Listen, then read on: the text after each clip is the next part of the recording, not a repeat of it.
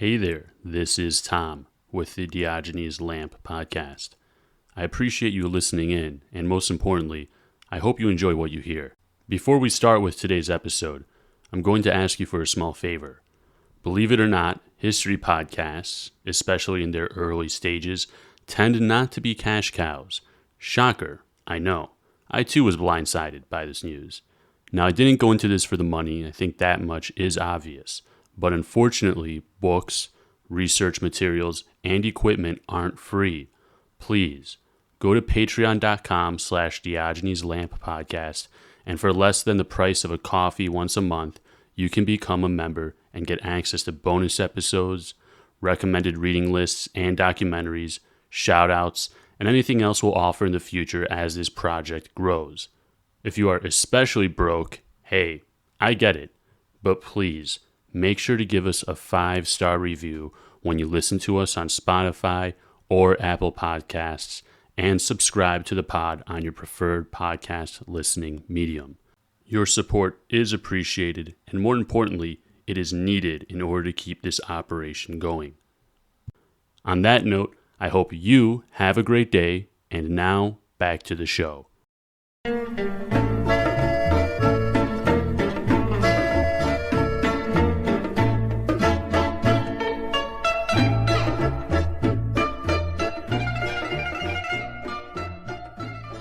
Because you have ADD. Well, you know, technology kind of matters, because if it doesn't fucking work, then nothing works, you know? But it's user error.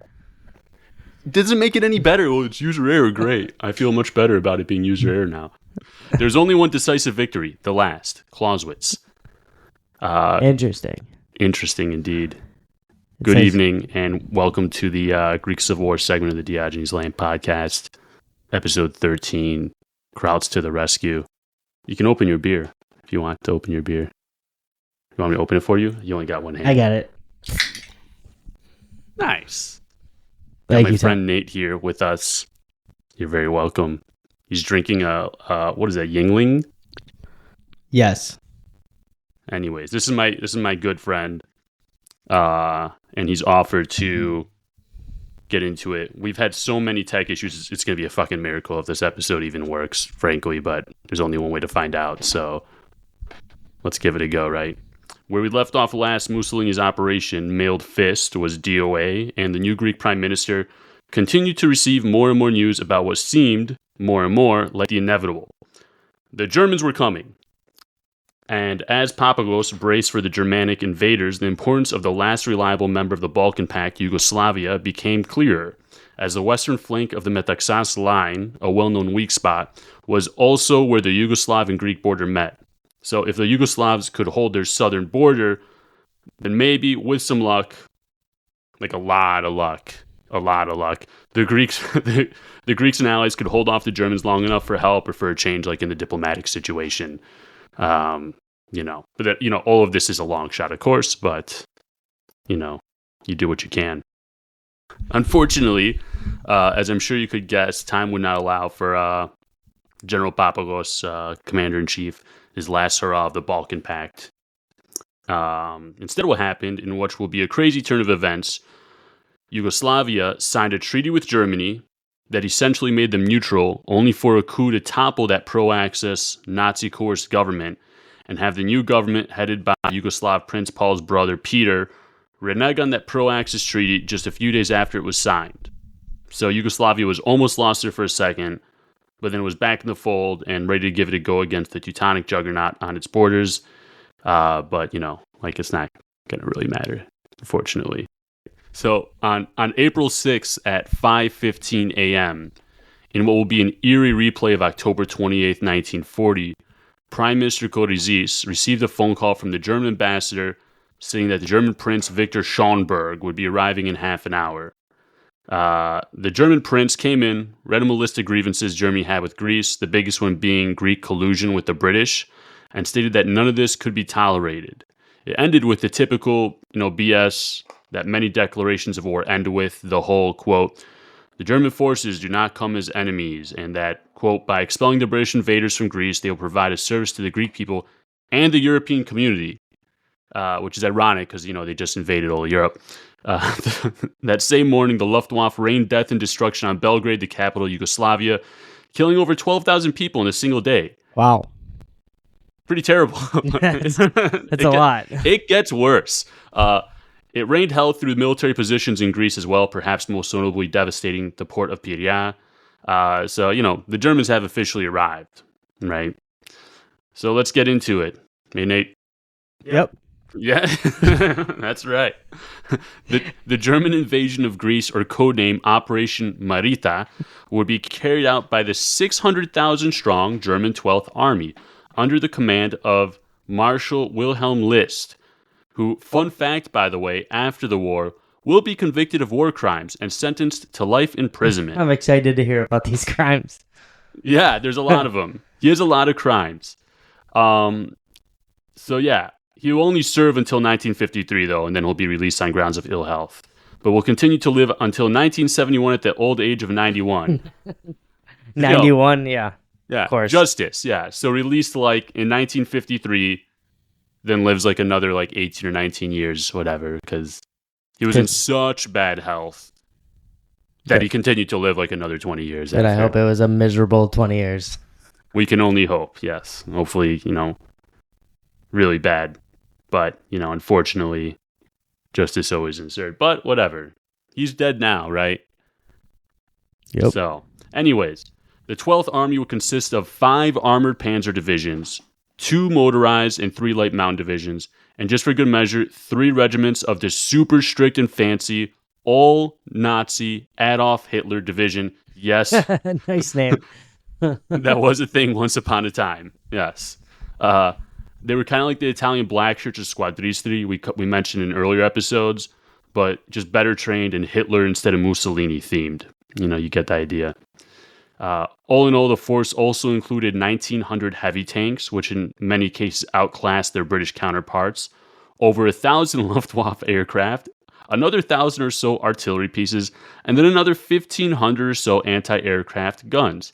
To give you some context, right? So we said 1,900 tanks. The British had 170 or so tanks. That's good odds. Yeah, great. In terrible condition, just hung off the fighting in Africa, and just 228 anti-aircraft guns.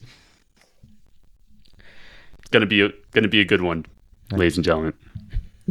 To match the German 12th Army, the British, which at this point were no longer just the British, but also included Australians, New Zealanders, and some Canadian pilots, totaled right around 50,000, with the Australians and New Zealanders bringing 17,000 each, and the British bringing another 14,000 strong. So that's how you get the 50,000. And, you may think to yourself, hey, that's not a lot of guys. And you know what? I would agree with you. It's not a lot of guys. And as much as you might want to hate on the British for not sending more help, especially after the Greeks just single-handedly embarrassed Mussolini, to Britain, Greece was and always would be just another piece on the map. Sending troops to Greece was deemed by many to be a risky investment for the British. Things were already tense in Africa, especially since the brand new Nazi Africa Corps, just created in January of 1941, arrived there, adding some new heat to the British already fighting the Italians in East Africa. So, Churchill and the British public still had a soft spot for classical Greece, Greek philosophy, democracy, that kind of thing, right? Plus, keep in mind, this was right after the Italians had unexpectedly been beaten, right? So, I don't know, maybe the Greeks could pull it off again. Maybe. Who knows? Why not? Obviously, probably not. But it's nice to dream, right? You guys heard the numbers earlier. There's kind of no fucking way, unfortunately. But, whatever, right? Anyways, we'll leave that to speculation, alternative history. The British sent some help, a token force really. The BEF it was called, the British Expeditionary Force, and threw in their lot with the beleaguered Greeks. The British defense, led by Lieutenant General Sir Henry Wilson, who went by Jumbo. Nice. Jumbo's a great nickname. Jumbo's a pretty solid nickname. Jumbo Wilson, that's it. He decided it would be best to create a defensive line at the Aliakman River, which ran southwest-northeast, ending in the underbelly of the Metaxas line and south of Thessaloniki. Feel free to check out a map we have posted on the Instagram. This position was dubbed the Liekman line. I know I've said that many times. I'm going to post maps on Instagram. I never do. I'm like a bad lover. You know who said my cousin? This is a funny story. Your cousin said you're a bad lover? No. This is a funny story. My cousin had a piano teacher, this Hungarian lady, and she'd tell him to practice, and he wouldn't practice, and she'd be like, "Oh, you are like a bad lover. You always say you will, and then you never do." Mind you, this kid's like 10 fucking years old, and she was saying this. Another funny thing, she gave him the movie Idiocracy in DVD in like, I don't know, 2003 or whatever, a long time ago. And she's like, Dimitri, this will be America in 20 years. And it's like, and if you live in America, we're actually not far off from that. So anyways, back to the podcast. Generally speaking, the British placed themselves by the town of Edessa. The Australians were just 20 or so miles south of them at Varia on the north side of the river, and the New Zealanders were on the south side of the Aliakman River, close to where it meets the Aegean coast, and they were commanded by Major General Bernard Freyberg. The Greeks had the bulk of their forces in Albania, some 200,000 or so of the most battle-hardened soldiers, but also worn down and spent, and also were outnumbered a little over 2-1. So, yeah. Best guys 2-1. Exactly, yeah. I mean, it's not a stable position, right? And then, of course, you had the Metaxas line, which, as we know, was overall severely undermanned, because, as we also know, Papagos still hadn't pulled any troops back from the Albanian front to reinforce the Metaxas line, even though Wilson and the British had repeatedly told him it was necessary. Because he didn't want to give up his gains, more than likely. Oh. Kind of out of pride, right? Nonetheless, the ever-enduring Fort Rupel was guarding the Striemen Valley, ready for anything. Meanwhile, the Germans were pouring out of Bulgaria into a few main thrusts. A couple were expected, like shooting straight south, trying to penetrate the Metaxas line head-on, along with penetrating into western Thrace and taking cities like Xanthi, Komotini, and the port city of Alexandroupoli. This German pressure on the Greek-Turkish border, which was in addition to German forces on the Bulgarian-Turkish border, served the purpose of making Turkey think twice about trying to honor any Balkan alliances it might have had once upon a time to Greece. Because remember, Turkey did have some defensive treaties with Greece at the time. They were supposed to come to Greece's defense. Obviously, they fucking don't. That doesn't happen. Yeah, a promise nonetheless. Yeah, that was never promise fulfilled. Nonetheless. Exactly. I feel like that is a repeating pattern in history. Yeah. Yeah, you could say that for sure. Especially in the Balkans. So also, driving south would secure access to the Aegean, which was super important for Bulgarian territorial ambitions and giving Germany quick access to the northern Aegean Sea. So while German forces attacked to the north and east of the Metaxas line, forces also struck down from the northwest-ish area where the Greek, Bulgarian, and Yugoslavia border all met right by Mount Beles, north of the city of Kilkis. This would outflank the Metaxas line from the west, and then the Germans would gun it towards Thessaloniki, Greece's second largest city. Another segment of that same German force would, instead of going through Greece, would cut dead west, right through the border of southern Yugoslavia in what we today call the country of North Macedonia, then shoot south through the Monastir Pass down towards cities like Florina, which would cut off Greek troops in Albania from the rest of Greece, leaving them trapped in between the two Axis powers and threaten the Aliakman line as well. Those two moves, the one through Mount Beles and the other through the Monastir Pass, were supposed to have been buffered, at least, and possibly even halted by the Yugoslavs. So a lot was on the Yugoslavs, right? Yeah, a lot in their court. Yeah, you could say that for sure. But unfortunately, what actually happens is the Yugoslavs practically melt at the German. Many people did. Yeah, for sure, absolutely. And, the Greeks aren't going to fare much better, as we'll see. So the German onslaught was relentless, efficient, well-planned, and executed. And in sum, everything the Italian invasion was not. There were, of course, no offense to the Italians, but as we've seen through this podcast. Hey, sometimes you have to roll the dice, and sometimes it doesn't work out. Bad planning. Yeah, a lot of bad planning. Il Duce did not do a good job. We've talked about this, right? There were, of course, a lot of reasons for this. For starters, and as I'm sure you've already caught on from the numbers we studied earlier, the Germans arrived with an overwhelming force. Germans are coming. Yeah, it tends to stack the odds in your favor. Combine that with leaders that were not working off of fairy tale notions like the Italians did, superior weaponry, complete and utter domination of the skies, German meth, Nice. also known as pervetin. Pervetin. Yeah, that always helps. And somewhat competent leadership. And meth. Did I mention meth? Hey, meth makes the troops go. Makes the troops go. Keeps the boys happy. My God. Those guys just move when you give people, I mean, there's quite a hustle that meth provides at the expense of everything else to the rest of the health of your body. Hey, it's okay. War is hell. War is hell. So give the boys meth, right? The boys want meth. Yeah, that's right. So there was not going to be any happy ending for the Greeks here, as you guys will see. Nonetheless, we'll still see some standard Greek heroics in the face of an unescapable fate. And here's an absolute insane stat, by the way. Okay, you ready for it? Between April and July 1940, German servicemen received more than 35 million methamphetamine tablets. Who's making those pills? The chocolate Willy Wonka, the German Willy Wonka in Berlin, I guess. Hey, not a bad year to be a shareholder of that company. Yeah, the Willy Wonka meth company. You are correct. The drug was even dispensed to pilots and tank crews in the form of chocolate bars, known as, and here goes my flawless German, Flieger Schokolade. Nice. And Panzer Schokolade, tanker's chocolate, right? Flyer's chocolate, tanker's chocolate, right? So the Germans did exactly as they said they would. The first big blow was the complete shattering of the Yugoslav army and the subsequent capturing of Skopje on the 7th, which in turn exposed the entire western flank of the Metaxas line. This is just one day into the invasion, okay? One day this happened, okay? And, you compare this again to the Italians that took months only to be pushed back into Albania. So one day.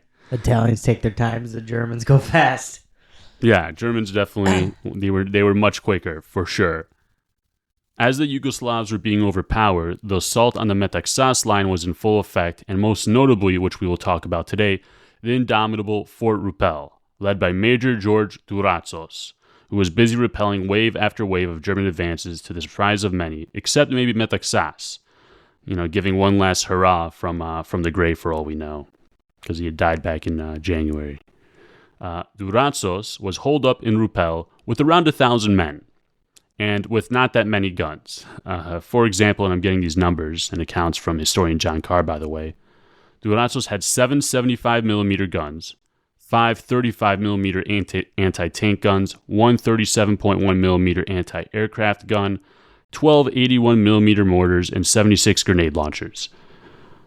So, wow. So, under 100 items total for everybody there. That's crazy. Yeah, for 1,000 men. Yeah. So, yeah, that's crazy. So, really... Yeah. Not good. Not good. You wouldn't want to be second or third in line to pick up the gun when it falls. Yeah. You wouldn't want to be Russians. There. Sounds like the Russians or the Soviets. Yeah, I don't know. That's from that movie or whatever where one guy, picks up the other would fall. That's kind of exaggerated, but it did happen, but it was more like a very isolated incident apparently. Anyways, Major Durazos had been given very strict no-surrender orders from Lieutenant General Konstantin Bakopoulos. And as we'll see, he'll be very determined to follow through on his orders, okay? So, the Germans were really confounded, though, with Fort Rupel. Nothing seemed to work. First, they tried to sail down the Strymon River on assault boats, over a dozen of them, but the Greeks had installed underwater nets that caught some of the boats capsizing and drowning many of the attackers. So that failed. The Germans continued to attempt useless frontal attacks while sustaining great casualties, but just 2 days into the assault, with the results of the Yugoslav army collapsing and the western flank being exposed, the fort was practically surrounded and alienated from the rest of the line. Even so, As far as Durazos was concerned, he had his orders, and they were non-negotiable to him. The Germans, following their orders as well, continued their suicidal attacks on Rupel to no avail. Unfortunately for Major Durazos and the defenders of Fort Rupel, the rest of the Greek defense was rapidly deteriorating. The city of Kilkis was taken the night of the April 8th. The jewel of the Balkans, Thessaloniki, had fallen on the 9th. And all of this was just 3 days. 3 days in. so fast. Very fast, yeah. Even the rivers and valleys of Greece proved unable to stymie the German blitzkrieg. On the same day as Thessaloniki fell, Greek Lieutenant General Konstantin Bokopoulos, commanding the East Macedonian Army Department, which was like an amalgamation of leftover remnants from fighting the Italians, made an overture to the Germans for a ceasefire, given that the Greek soldiers could keep their firearms. German Field Marshal List acquiesced, although the firearm mask would still have to be worked out. Just 3 days in, and the Germans have Thessaloniki, other major cities, and Greek troops practically surrendering. You know, you compare this with the Italians, and it's just like night and day. You know what I mean? 3 days in. On the morning of the 9th, the Germans approached Fort Rupel with a white flag and told Major Durazos about the fall of Thessaloniki, and in general tried to convey to him that the gig was up. Hey guys, gig's up. Gig's up, and with Fort Rupel in Greek hands or not, the battle would soon be over. Durazos, not knowing at this point that his superior Bakopoulos had already negotiated a ceasefire, responded with, quote, "Forts are not surrendered, they are taken." Ooh. Cue the DJ Khaled Blair, right? So yeah, the German envoy responded with telling him that they were in fact not lying about Thessaloniki. And they gave him until the next morning to confirm the news with his superiors. Like, hey, we're serious. Thessaloniki's taken already. Like, this is useless. Like, believe us. Durazos thought it over and came to a decision by that next morning. As for what happens next, I'm just going to quote directly from John Carr's The Defense and Fall of Greece, because, I mean, it's really an awesome book. I assume it's not going to go like I think it's going to go. I mean, it's an interesting scene. It's a really interesting scene. And quote, at 10 a.m. On April 10th, a German officer walked up to where Major Durazos was waiting to hand over the fort, clicked his heels, and saluted. The message from his commander, the officer said, was that, quote, it was the Germans' honor and pride to have such adversaries. Durazos then was taken on ceremonial inspection of a German honor guard before leaving with his men. So he had the Greeks inspect the German soldiers out of respect. So weird. Because they were so impressed with how the Greeks fought. Right? It's so weird. Yeah, it's a little, you know, it's weird because, you know, when the Germans come, they just like kill everyone. Like, good job. It's like bullshit admiration. Good job. We must look at you now. Yeah. As per tradition. It's really what they're saying. Inspect my men, please. Please come over here and inspect my men. Yeah. Leer at my men. Do they interest you? Yeah. Look at my men. This is what you've been fighting. This is what you've been fighting. How do you feel now? Yeah, it is kind of weird. Now you put really it like weird. that, it is a little strange. But that's the military, and they have different stuff. I don't know. Go figure. The Greek flag was kept flying on the fort. As a reflection of the Teutonic way of thinking, the commanding officer of the decimated German 125th Regiment asked who had been the officer whose guns had wrought such destruction on his unit. A young Greek second lieutenant of artillery was brought before him. The colonel stood to attention and pointed to a corpse-strewn slope. "This is your doing," the German colonel said, with no trace of menace or even regret in his voice. "In half an hour, you knocked 400 men out of action. Congratulations." How fucking Nice. insane. It sounds like they just played laser tag. Yeah. And now they're like after and they're like, you got us good. Yeah, you guys good. You did this. Good job. Congratulations. You're really good at this. The colonel squeezed the nonplussed second lieutenant's hand. As the Greek contingent was marching away from the fort, a German platoon passed them going the other way and stepped into parade march as a sign of respect. Then the sound of a bugle pierced the air. The Greek flag on Fort Rupel came down, the swastika went up. The Battle of Fort Rupel had cost the Germans more than 300 killed against 56 Greeks. Fucking crazy. Yeah, And 6 times, yeah, end quote. Yeah. pretty So, much. nuts. Yeah. Fort Rupel was taken after all, despite being nearly impervious. And again, that was from John Carr's Defense of Fall of Greece, one of many great historians we've used throughout this podcast. So, that's that. The Brits, New Zealanders, and Australians were not in much of a better position. When the Metaxas Line and the Monastir Gap both fell, Wilson was really counting on the units on the Albanian front to fall back, southeast-ish, and help plug the gaps, especially the threatened western flank of the Olympus Line. But Papagos, for reasons we mentioned earlier, delayed, not actually ordering a general retreat from Albania until the 12th, which is too late. Seeing everything rapidly deteriorating, the Allies decided to form a last-ditch effort on the 20th. Where to? Where's this last-ditch effort? Where? Thermopylae, of Thermopylae. course. Thermopylae, of course. Where, a natural last-ditch Alamo, the natural Alamo of Greece. This was just meant to stall long enough to evacuate the remaining Allied troops in Greece, as the Allied mission by now had been deemed a failure at this point. The remaining Allied troops in Greece, they have to evacuate. By mid-April, defeatism had spread like wildfire all the way down from the top to the bottom, and there's a really interesting convo which took place between Papagos, who's the commander-in-chief, and Prince Peter on the 14th, which... Who's Prince Peter again? So Prince Peter is the first cousin of King George II. And he was the son of Prince George, who was King Constantine's the first brother. So, if you go to GreekRoyaltyFamily.gr, there's actually a really good tree. That's what I use, and it's fabulous. It's really, really good for that stuff because it's a confusing tree. Yeah, there's a lot of similar as you can names. see, there's a lot King of people. George II, Prince George. Do you want to King look at this? It's Constantine. crazy. Yeah, it's a good chart. Yeah, this is a really nice chart. It's a really good chart. I'd highly recommend it, honestly. Anyways, so Papagos called the prince into his office and told him very bluntly that it was only a matter of time before Greece would be occupied by the Axis powers.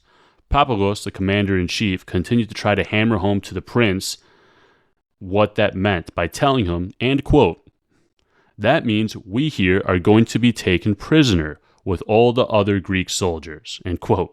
The prince apparently reacted in shock and also empathy for the stressed-out Papagos, and when tried to respond, Papagos abruptly cut him off and said, "Those are your orders, Captain, to be captured, and as commander-in-chief of the Greek and Allied forces, I order you to do it," end quote. Nice. Yeah, right. Nice. Yeah. Props to Papagos, right? It's a good strategy. Yeah, let's see how it pays off, Cotton. Unsurprisingly for a European royal, Prince Peter had no intention of being captured. Shocker. And told Papagos that he would, and quote, "do anything to avoid capture, even if it means going into the mountains as a partisan with a Tommy gun," end quote. Spoiler alert, he doesn't. He doesn't go to the mountains. King George would end up appointing Prince Peter as his adjutant, which is like a secretary position, a job which includes the responsibility of following the king. And the king's not going to stay in fucking Greece, that's for sure. So thanks, cuz. Perks of being born into a royal family. Makes sense. Yeah, well, that's the perks of being a royal. Unfortunately, the reality of imminent defeat proved fatal for one of our characters. Which one? Oh, you're going to see. After an especially terrible cabinet meeting at the Grand Bretagne Hotel between Prime Minister Korizis, the king, and others, Korizis had a private talk with King George and told him frankly that he wanted to resign. King, I want to resign. Yeah, he's just like, I want out. The king, knowing how terrible a resignation at a time like now would be for the already hopeless country, pushed back against Prime Minister Korizis' request, denying it outright, and tried to encourage him to keep up the fight until the end. But Korizis wasn't really listening. Leaving the Grand Bretagne Hotel, Korizis told the king he has, quote, "some business to take care of at home." Korizis left, and the king, feeling something a little off balance with Korizis, told his brother and heir to the throne, Crown Prince Paul, to check on Korizis. Keep an eye on him. Prince Paul rushed to Korizis' house and was met by the prime minister's worried wife. Stop laughing. I think I know where this See is what's going. It's terrible. Yeah. Who said her husband had come home especially sad looking and had locked himself in the bathroom. At that same stop laughing, you asshole. At that same moment, a pistol shot was heard. The door was busted in, and behold, there was the Greek Prime Minister Alexandros Korizis on Good Friday of old days, an especially sad day for the Orthodox Christians, laying in a puddle of his own blood. He had shot himself in the head. How did I know this was coming to this? Well, he really wanted to resign. This was... He was like, hey, I'm not liking my job anymore. Things are getting rough.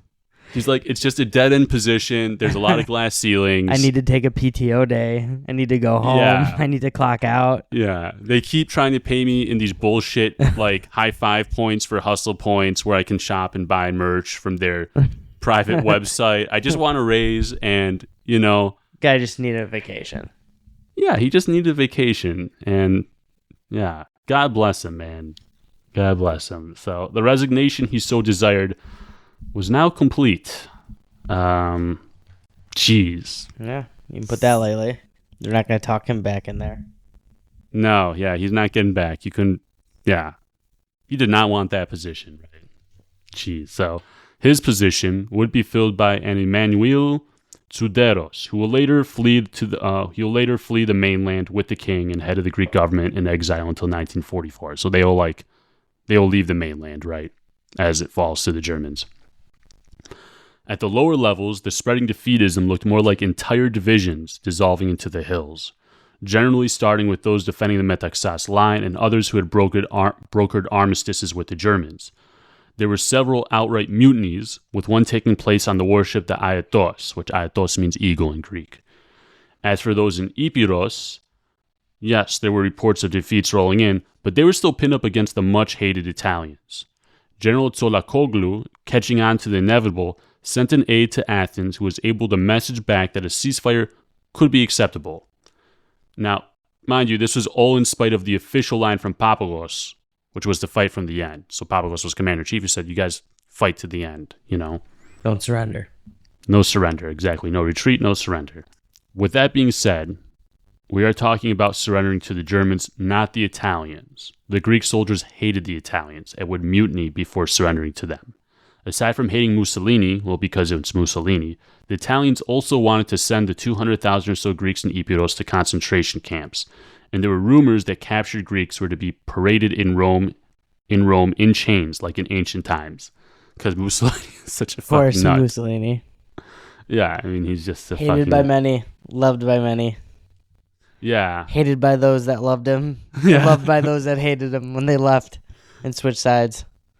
Yeah, it was interesting. In the end, hated by all, though. Well, you'd be surprised. There are people today that don't fucking read history. Yeah, but it's just long enough ago where you forget how bad of a dude Mussolini actually was. Unfortunately, unless you listen to this podcast. Yeah, it's true.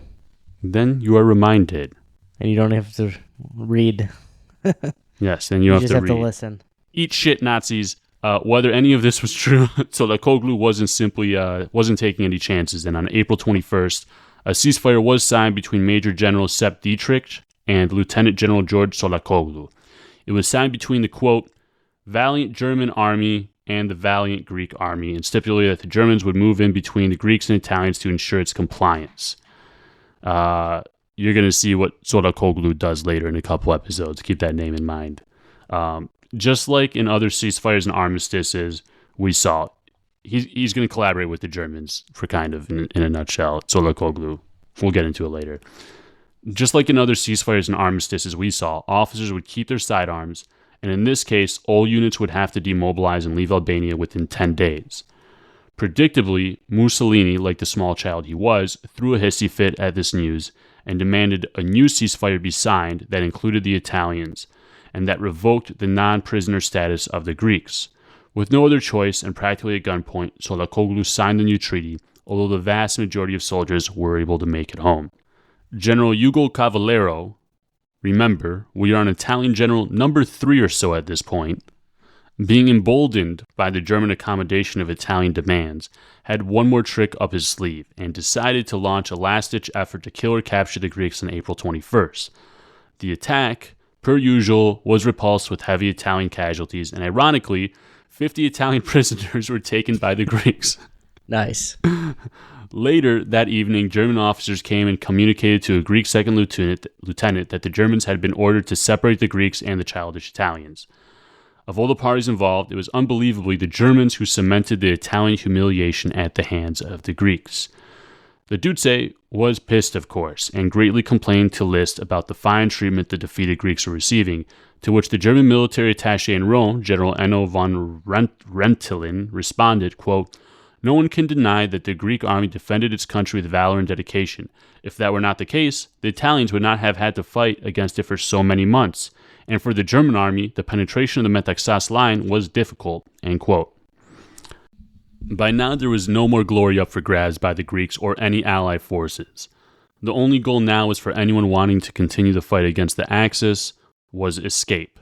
Some Greek soldiers had made it out in the early days of the invasion. Major General Ioannis Zisis of the Evros Brigade made his way across to the Turkish border when the Germans reached Komotini, up in the northeastern region of Thrace. From there, the Turks allowed him and his 2,000 men to cross the border. Because remember, Turkey's technically supposed to be an ally of Greece. Oh, yeah. At this moment, they're part of the Balkan Pact. Perfect. Right? Come on in. Come on in, yeah. Come on in, neighbor, right? But then they were all disarmed, officers included, and thrown into appalling conditions that resembled more like prison camps. Come on in and stay. Come on in and stay. Don't be shy. Don't be scared. Don't be shy. Don't be scared. Zisis, out of pride and humiliation, did the one thing that a Greek colonel does whenever surrendering to the Turks. He made sure to shoot himself before giving his firearm to the Turks. Nice. Nice. Yes. Like that other guy, pretty much. Yeah. He's like, I also want to do a Korizis resignation. That was pretty cool. I'm also not liking my job. Yeah, I also want to resign now. I'm also not satisfied with my job right now. Yeah, there's just a lot of glass ceilings, and I don't feel very appreciated. And, in my contract, it didn't say that I had to surrender my sidearm to the Turks. So I'd rather not. So, adios. On the bright side, much of these men would eventually make it out of Turkey and continue to fight the good fight in Africa, and eventually make their way back to Greece. So, we're at just to give a timetable, we're at April 25th now, okay? As for farther south, as we were talking about earlier, the Allies really started to ramp up the evacuation. Worst Greek vacation ever, right? They're like, this is terrible. I'm never coming back to Greece again. Germans everywhere. Italians. No good. So as for farther south, as we were talking about earlier, the Allies really started to ramp up the evacuation. The stand at Thermopylae had been defeated the same way it had been in 480 BC. But it served the purpose of buying time for evacuation, which was happening anywhere and everywhere. In Athens, at Porto Rafti, Megara, Kalamata, and even way down in Lithion, in the ever-rugged and remote Mani Peninsula and Monovasia and Laconia. Did I say that right? Laconia. That's okay. I pronounce it Laconia. I'll take it. I'm going to take that. Thank you very much. So, some evacuees island hopped down to Kythera and Ios, slowly making their way down to wherever the evacuating ships would take them, which in most cases was either Crete or British-controlled Egypt. The king and any remaining government cabinet members had already made their escape down to Crete on the 23rd, while some 7,000 or so unfortunate Allied soldiers were left in Kalamata and captured by the Germans. Most of the Allied forces did make it out of Greece alive to fight another day. Papagos himself was all but begged to flee to Crete by Prince Peter and another 4th of August regime minister, Maniadakis, who we will be introduced to soon enough. Maniadakis. But even with Prince Peter and Maniadakis showing up to Papagos' own home and imploring him to continue the fight in Crete, he refused, saying, and quote, "I've done my duty, which is to defeat the Italians in Epirus and Albania and to fight the Germans. I will stay and share the fate of the army and the people." What a guy. And honestly, this quote sums up so much, or explains so much perhaps anyways, why Papagos never pulled back to help plug the gap. You know what Wilson kept saying, right? They need him to do, like, fall back, plug the Monastir gap, don't get cut off. Strategically, that would seem like the thing Makes to sense. do. Right. But Papagos was like, fuck those Italians. It's like I'm not pulling back. I don't care. The best plans in history are often derailed by fuck these guys. Yeah, absolutely. And, his quote says, I've done my duty, defeat the Italians in Ypres, Albania, fight the Germans. Right? Straight up. Like dominoes, though, the rest of Greek mainland fell. But of course, the city that mattered the most was Athens. Just as the sun was rising on April 27th and Prince Peter was touching down in Suda Bay in Crete, the first German columns started arriving in the northern suburbs of Athens, and almost 6 months exactly to the day, drove down the same famous Kifisias Avenue where Italian ambassador Grazzi drove to deliver Mussolini's demand and ultimatum to Metaxas. That same morning, the Athens radio station made its last Greek broadcast. End quote. So this is the last free Greek broadcast of the Athens station radio, okay? Nice, let's hear it. Quote, here, free Athens is calling. Hellenes, right? Hellenes. The German invaders are at the outskirts of Athens. Brothers, hold firmly in your soul the spirit of the front. The invader is entering the deserted city with all precautions. Hellenes, keep your hearts high. Caution, the radio station of Athens in a few moments will not be Greek. It will be German, and it will broadcast lies. Hellenes, do not listen to it. Our war will continue, and it will be continued until the final victory. Long live the nation of the Hellenes. After those final words, the radio station left the Greek national anthem on repeat on loop. That's pretty awesome.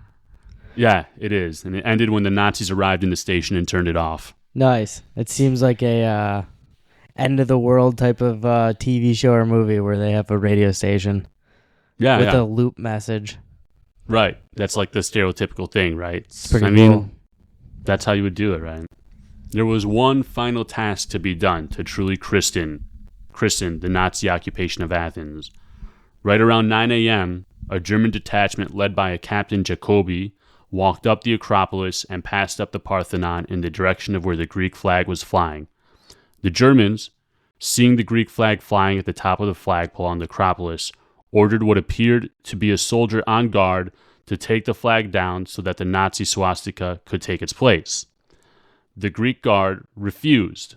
The Germans then did it themselves and handed the flag to the guard on duty. Nice. You're already laughing.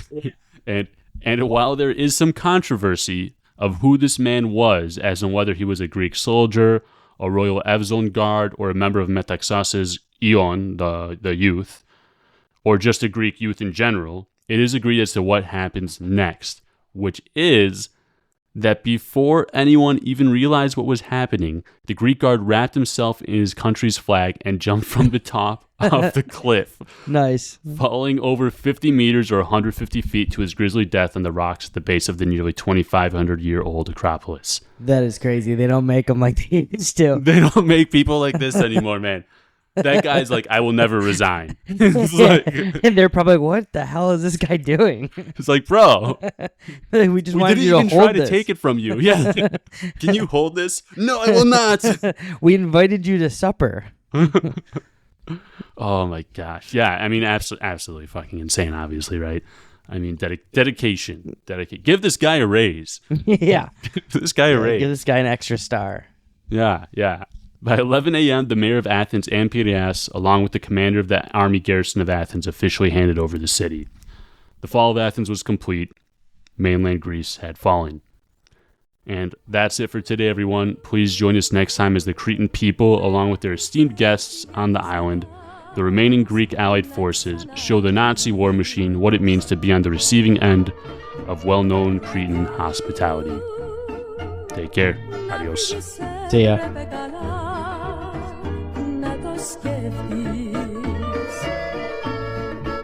Σε αγαπούσα, ήσουν η αδυναμία μου.